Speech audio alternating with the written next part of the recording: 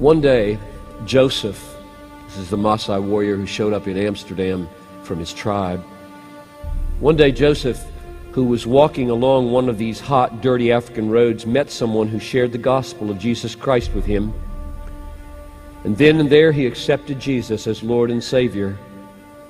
The power of the Spirit began transforming his life, and he was filled with such excitement and joy that the first thing he wanted to do was return to his own village and there share the good news to the members of his own local tribe. Joseph began going from door to door, telling everyone he met about the cross, suffering, and the salvation that it offered, expecting to see their faces light up the way his had. And to his amazement, the villagers not only didn't care, they became violent. The men of the village seized him, held him to the ground, while the women beat him with strands of barbed wire.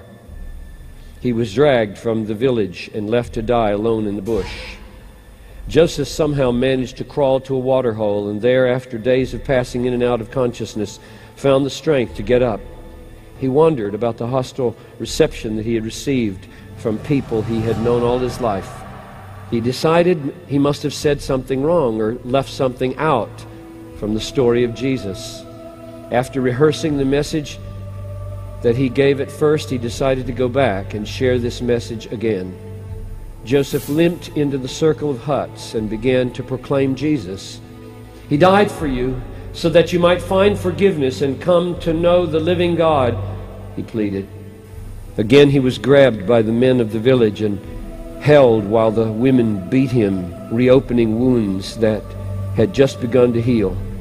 Once more they dragged him unconscious from the village and left him to die. To have survived the first beating was truly remarkable. To live through the second was a miracle. Again, days later, Joseph awoke in the wilderness, bruised, scarred, determined to go back. He returned to the small village, and this time they attacked him before he had a chance to open his mouth. As they flogged him for the third and possibly the last time, he again spoke to them Jesus Christ the Lord. Before he passed out, the last thing he saw was the women who were beating him began to weep. This time he awoke in his own bed. The ones who had so severely beaten him were now trying to save his life and nurse him back to health, and the entire village came to Christ.